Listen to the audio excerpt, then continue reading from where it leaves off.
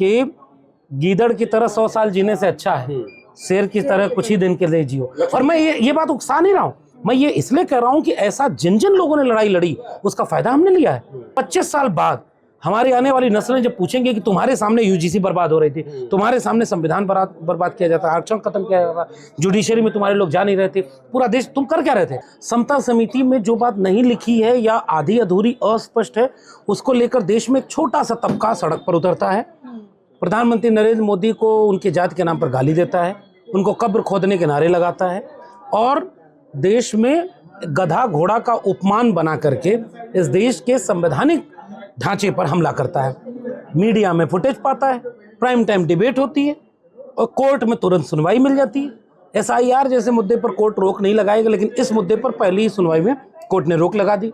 गोरखपुर में वो जो निवर्तमान अध्यक्ष था, कॉलर पकड़ करके जो गालियां दी, उसके बाद पटना में लाठीचार्ज कर दिया, इलाहाबाद विश्वविद्यालय में हमला कर दिया कुछ लोगों ने प्रोटेस्ट करने वालों पर। इनके विश्वविद्यालयों में कूड़ा भरा रहता है।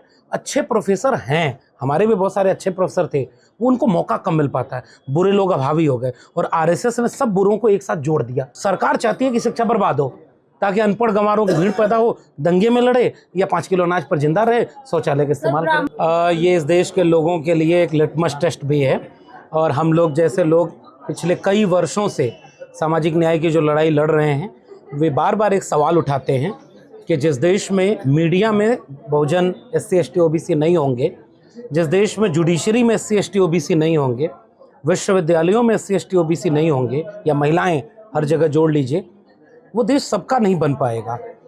जहां सबका प्रतिनिधित्व और हिस्सेदारी नहीं होगी, वहां न्याय की उम्मीद कम हो जाती है। इस घटना ने इस बात को साबित कर दिया है।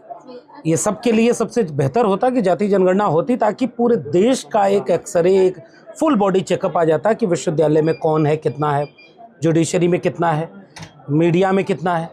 और जब वहाँ कम लोग होंगे तो वो जो लोग वहाँ नहीं होंगे उसके मुद्दे पर बात नहीं होगी, और जिनके मुद्दे जुड़े हुए होते हैं और जिनके आका से उनको परमिशन मिल जाए, वो रोज उस पर टीवी डिबेट कराएंगे। अब एग्जाम्पल के तौर पर यूजीसी एक कानून बनाती है भारत सरकार और वो ये कहती है कि समता समिति बनेगी। समता समिति में जो बात नहीं लिखी है या आधी अधूरी अस्पष्ट है, उसको लेकर देश में एक छोटा सा तबका सड़क पर उतरता है।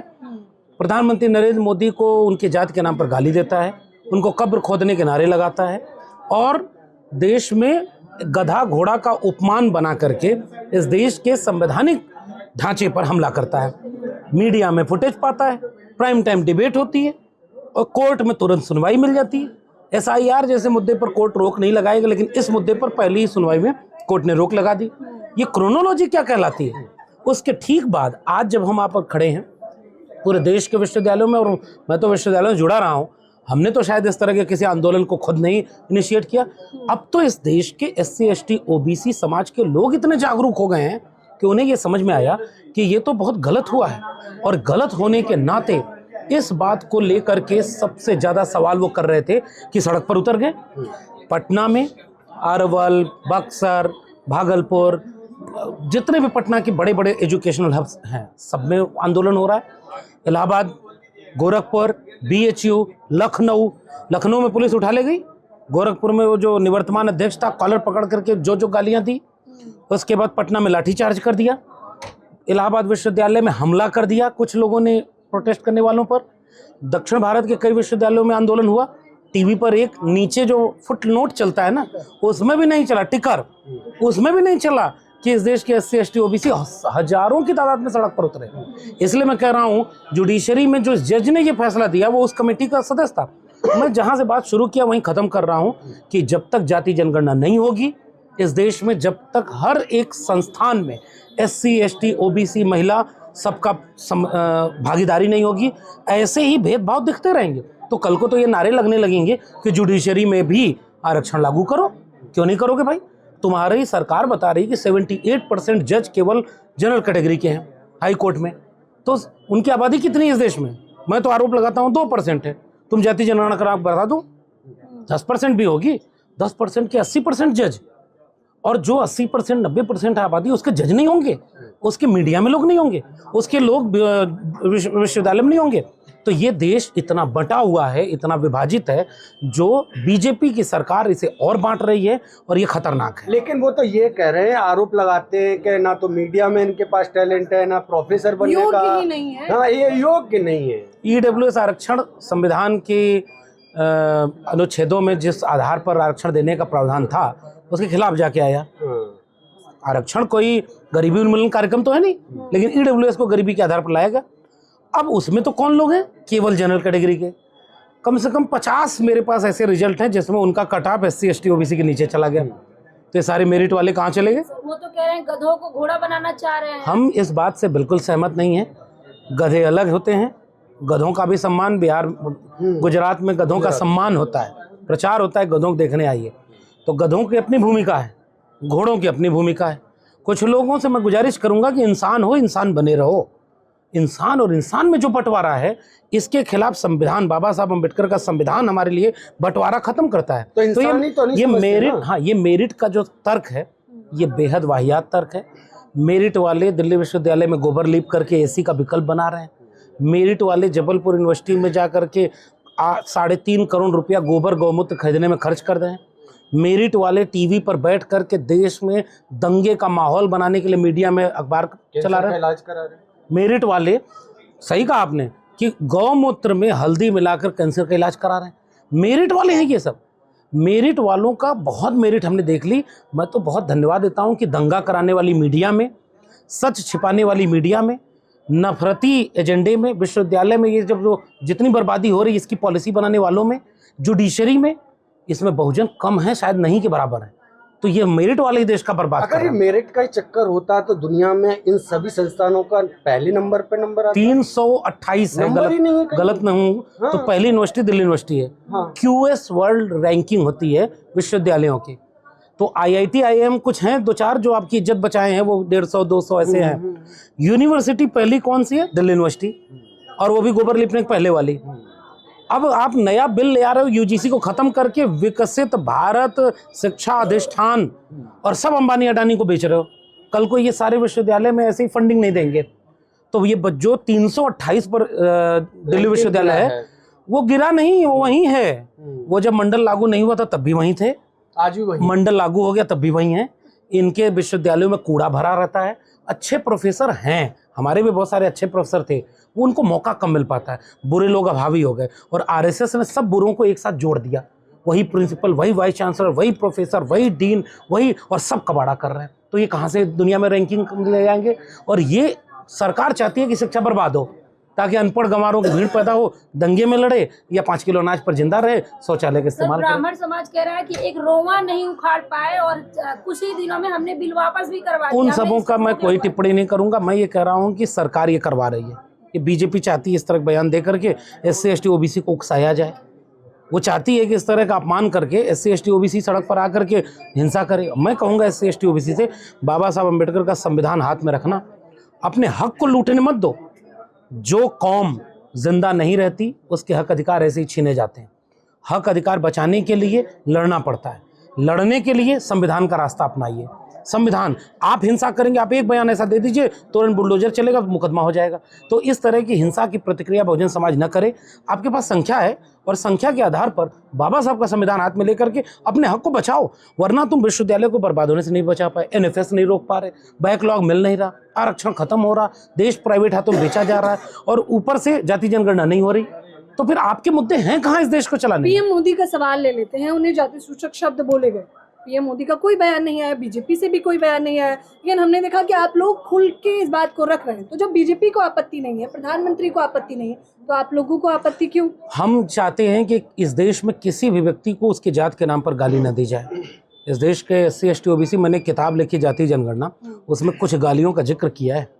मैंने पिछले 100 साल में जो SC ST OBC का आंदोलन था, वो आंदोलन कैसे खड़ा हुआ, अगर जाति जनगणना न होती तो वो आंदोलन 1931 तक मजबूत नहीं होते। और जब वो जैसे यादव लोग थे 1911 में, मैंने अपनी जाति जनगणना वाली किताब में लिखी, 11 और 25 तक के बीच में जनेऊ पहनना शुरू किया, जनेऊ आंदोलन, हत्या हो गई, हमला कर दिया, घेर के मारते थे। कुर्मी क्षत्रिय महासभा, कोयरी क्षत्रिय महासभा, यादव क्षत्रिय महासभा क्यों बनी थी पता है? क्योंकि वहाँ पर 2 कानून था। अंग्रेजों को ये समझा दिया कि क्षत्रिय ही बहादुर होते हैं, तो सेना में भर्ती वो केवल क्षत्रियों को करते थे। तो इन किसान जातियों ने कहा कि हम क्यों नहीं क्षत्रिय हैं, हम क्यों नीचे हैं, जरा बताना। मौर्य वंश हमारा, पाल प्रतिहार वंश हमारा, गुर्जर वंश हमारा, हम भी क्षत्रिय हैं। इसी वजह से आगरा से जाटव का उदय हुआ। हाँ, अरे भाई वही महासभा, सारी महासभा बनी और आदिवासियों की भी महासभा बनी। वो क्लेम कर रही थी कि मेरी आबादी इतनी है, मुझे सम्मान और हक, अधिकार, सम्मान, संसाधन सब चाहिए। जब वर्चस्व टूटा ना, तो उस टूटने की वजह से इन लोगों ने पूरे देश में आपस में लड़ाना शुरू कर दिया। तो मैं केवल उनसे ये कहूंगा कि गाली कोई किसी को न दे, लेकिन कितनी गालियां सवर्ण के जातियों के तो खिलाफ गालियां नहीं। हमारे यहाँ तो अहिर को अहिरा कहने में बड़ा आसान होता है, और उन लोगों की जातियों के नाम में तो जी और आदरणीय क्या क्या चलता है। हम चाहते हैं कि जितना सम्मान हम तुम्हारा करें उतना सम्मान हमारा करो। बाबा साहब का विचार है, डॉक्टर लोहिया कहा करते थे जाति तोड़ो। तो हम नहीं खुश हैं इस बात से कि प्रधानमंत्री को गाली दी गई।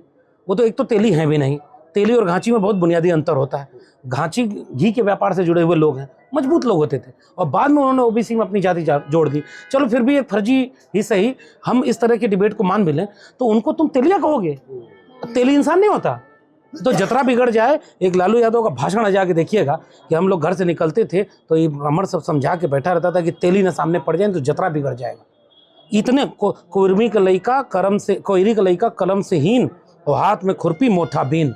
तो यही तो हो रहा था कि अब दूध वाला जो दूध बेचने वाला यूनिवर्सिटी में पढ़ाएगा। मैं यही कह रहा हूँ, ये बाबा साहब के संविधान की देन है। हाँ। ये मंडल आंदोलन की देन है। ये बाबा साहब के संविधान में यही तो तय किया, इसीलिए वो सब उसको बदलना चाहते हैं कि जिनको हम दबा के रखना चाहते थे, संविधान ने उनको बराबर का मौका दे दिया। तो समानता के विरोध में करते हैं ये, इनको पसंद नहीं आता। जैसे इनके आइकॉन लखनऊ में 3 मूर्ति बनाई, और यही लोग थे जो मायावती जी जब मूर्ति बना रही थी तो उसका विरोध करते, पैसे की बर्बादी हो रही। जब लोहिया पार्क और जनेश्वर मिश्रा पार्क बना तो कह रहे थे कि पैसे की बर्बादी हो रही, और वहां किसका पार्क बना है 3 लोगों का, और कितने करोड़ की मूर्ति लगी है।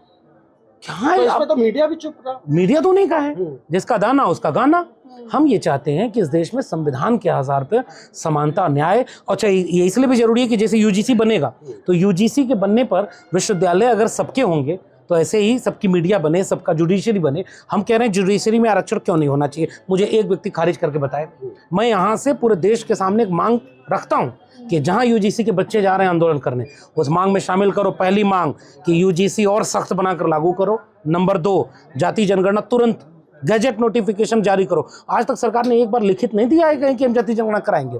तुम धोखा दे दोगे, हमको क्या पता। तो जाति जनगणना कराओ। तीसरा, एनएफएस, अगर एक व्यक्ति भी एससी एसटी ओबीसी का एनएफएस हुआ तो उसके ऊपर मुकदमा चलाओ, इसका प्रावधान बनाओ ना। और चौथा मांग कि जितना बैकलॉग शॉर्टफॉल है सब जारी करो, सब लगाओ। और जुडिशरी में क्यों नहीं रिजर्वेशन दोगे, मीडिया में क्यों नहीं रिजर्वेशन होना चाहिए, तो सब जगह सबकी भागीदारी हो। यादव जी, एक सवाल और है जो सबसे इम्पोर्टेंट है। आपने बहुत बड़ी बड़ी बातें की, मांग की, लेकिन जब आपको शमशान में जगह नहीं दी जाती, और आप तो विश्वविद्यालय की और सुप्रीम कोर्ट की बात कर रहे हैं, और हम कर रहे हैं जिसको विश्वविद्यालय में भी जगह नहीं दी गई। सच बात है, जो बोलेगा वो मारा जाएगा, और बोलेगा जो, उसी ने इतिहास बदला है।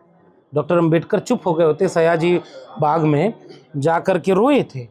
10 दिन नौकरी, वेटिंग फॉर अ वीजा, सबको पढ़नी चाहिए, रहने को घर नहीं, ये नहीं वो नहीं, चले जाते विदेश। ये तो बड़ा खराब देश है। मैं तो इतना टैलेंटेड हूँ, सारी ओरिजिनल डिग्री भी थी, लड़े ना, फैसला किया ना कि यहीं रहूंगा, लड़ूंगा। डॉक्टर राम मनोहर लोहिया तो सवर्ण बिरादरी से, सामान्य वर्ग से आते थे, लेकिन विचार से समाजवादी थे, यहीं खड़े होकर के लड़े। जाति तोड़ो, उनके अपने लोगों ने उनको किनारे कर दिया। तो जितने लोग लड़े उन्हीं ने हमारे लायक कुछ बनाया। फूले को घर से निकाल दिया, सावित्रीबाई फूले दोनों बाहर जाके चले गए, पोस्टर लगवा दिया। एक किताब में बार बार कहता हूँ, सुनील खिलनानी, उसमें कार्टून बना करके लिखा हुआ है, हाँ, कि भाई जो पोस्टर वहां के सड़कों पर लगा दिया गया था कि धर्म विरोधी काम कर रहे हैं, सब शिक्षा दे रहे हैं, फिर भी फूले रुके नहीं। शाहू ऑफ इंडिया में भी बोलते हैं, आइडिया ऑफ शाहू जी महाराज के विरोध में वहां कितना, जहां उसके बाद जब राजाओं की बैठक हुई, जब उन्होंने 19 में आरक्षण दे दिया, उसके बाद उनका विरोध करने लगे थे सब। अब मैंने ये जाति जनगणना वाली किताब में जब खोजा तो पाया कि मैसूर रियासत थी, उसमें यादव लोगों का एक दूसरा गोत्र है, वो रिजर्वेशन दे रहा था, मिलर कमेटी बना रहा था, और उसमें केवल ओबीसी को रिजर्वेशन नहीं दे रहा था, एससी एसटी ओबीसी तीनों को।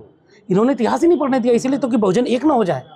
मंडल आंदोलन लागू करने के लिए बसपा ने जो आंदोलन किए थे, 4 लोग उसमें गाजीपुर में मारे गए। क्यों नहीं इसको बताते कि ये हमारी एकजुटता थी। रामविलास पासवान लड़ रहे थे, शरद यादव, मुलायम सिंह यादव, लालू यादव के साथ, कोई कांशीराम, कोई रामविलास पासवान, कोई नीतीश कुमार भी खड़ा था, कोई करुणानिधि भी खड़ा था। तो ये जो इतिहास हमारा है वो अपने आप जोड़ने का है। लेकिन आंदोलन कैसे करेंगे, आप लोगों पे तो लाठीचार्ज हो रही है। होने दीजिए, होने दीजिए, जेल में डालो, लेकिन हमारे जैसे लोग न लाठी से, न गोली से और न जेल में डालने से डरते हैं, क्योंकि हमारा रास्ता गलत नहीं है। हम किसी व्यक्ति, किसी जाति, किसी भी संस्था के खिलाफ नहीं है, हम न्याय के पक्ष में हैं और न्याय के लिए हमारी लड़ाई लड़ेंगे। और हम बाकी लोगों को भी ये पैगाम दे रहे हैं, भाई गुलाम रह करके, चाहे घुटनों के बल रह करके जिंदा रहने से अच्छा है कि अपने पैर पर खड़े होकर के अपने स्वाभिमान के साथ जिंदा रहा जाए। इसीलिए बात ये कहा गया, स्लोगन बहुत है कि गीदड़ की तरह 100 साल जीने से अच्छा है शेर की तरह कुछ ही दिन के लिए जियो। और मैं ये बात उकसा नहीं रहा हूँ, मैं ये इसलिए कह रहा हूँ कि ऐसा जिन जिन लोगों ने लड़ाई लड़ी उसका फायदा हमने लिया है। अगर हमारे पुरखे न लड़े होते तो हम यहाँ तक नहीं पहुँच पाते। 25 साल बाद हमारी आने वाली नस्लें जब पूछेंगे कि तुम्हारे सामने यूजीसी बर्बाद हो रही थी, तुम्हारे सामने संविधान बर्बाद किया जाता, आरक्षण खत्म किया जाता, जुडिशरी में तुम्हारे लोग जा नहीं रहे थे, पूरा देश तुम कर क्या रहे थे, मैं कहूंगा ना कि कम से कम मैं सड़क पर किताब लिख करके और आंदोलनों में खड़े होकर के उसका विरोध कर रहा था। लक्ष्मण जी, क्या आपको लगता है हिस्ट्री दोबारा रिपीट कर रही है कि जब पहली बार यूनिवर्सिटीज में ओबीसीज को आरक्षण मिलता है तो उसी आर्ट फैकल्टी के सामने जनरल कैटेगरी के लोग सब्जी बेचते हुए दिखाई देते हैं, जूता पॉलिश करते हुए दिखाई देते हैं, सांकेतिक प्रदर्शन करते हैं, और आज भी लगभग वैसे ही प्रदर्शन देखने को मिल रहे हैं। क्या हिस्ट्री रिपीट कर रही है खुद को? नहीं, हिस्ट्री बिल्कुल रिपीट नहीं कर रही है। कैसे? मंडल के समय तो SC ST OBC बहुत कम थे, कैंपस में कम थे। 2 किताबें, अब एक तो मैं अपनी किताब बोल दूं, मैंने 3 चैप्टर मंडल आंदोलन पे लिखे हैं। सड़क पर उतर गए आंदोलन करने, क्रांति चौक बनाया था और वहां पर पूरा मंडल विरोधी आंदोलन का गढ़ था, DU, JNU और एम्स। आज उन सब जगह पर बहुजन लोग इतने पहुंच गए हैं कि वो हिस्ट्री तो रिपीट नहीं करेंगे, नंबर 1। नंबर 2 ये है कि हाँ, कोशिश सत्ताधारी दल की, कोशिश वर्चस्वशाली समूहों की यही है कि वे जैसे मंडल का विरोध किए वैसे इनका भी विरोध कर दे। एक बात और जोड़ दूं, ये केवल UGC तक रुकेगा नहीं। आपने पूरे देश में डिबेट क्या की कि समानता जब संविधान से आ गई तो असमान नीति क्यों बना रहे हो, जाति के आधार पर बांट के रहो। कल को इसी तर्क से कहेंगे SC ST एक्ट क्यों बनाया जाति के आधार पर, फिर कहोगे कि रिजर्वेशन जाति के आधार पर क्यों दे रहे हो। ये तर्क आगे बढ़ेगा, लेकिन मंडल वाला दौर नहीं है। उस समय मीडिया में हमारे लोग नहीं थे, आज सोशल मीडिया है ना। उस समय तो अखबार लिख रहा था कि मंडल में पूरा देश जल रहा है, आज तो आपके जरिए पूरा देश देख रहा है। मीडिया हमें नहीं दिखाएगा, टेलीविजन चैनल। मुझे ही टीवी डिबेट पे बुलाया था जब उनका विरोध हो रहा था, अब क्यों नहीं बुलाते, मैं ये सोच रहा हूँ, क्योंकि अब तो उससे बड़ा विरोध हो रहा है, देश भर में विरोध हो रहा है। इससे ये समझ में आता है कि सत्ता किसके पास है। बहुजन समाज के लोगों को एक पैगाम देना चाहता हूँ, छोटे छोटे झगड़ों में उलझो नहीं, सारे मारे जाओगे। विश्वविद्यालय बचाना है तो दूसरा साथ नहीं दे रहा, वो पॉलिटिकल पार्टी के चक्कर में दोनों एक नहीं हो रहे। समाज में तो एक हो जाओ, चलो पॉलिटिकल लड़ाई जब लड़नी होगी तो अलग अलग लड़ लेंगे, समाज में तो एक हो जाओ, वरना किसी का बचाने लायक कुछ बचेगा नहीं। ये मेरा पैगाम है। Thank you.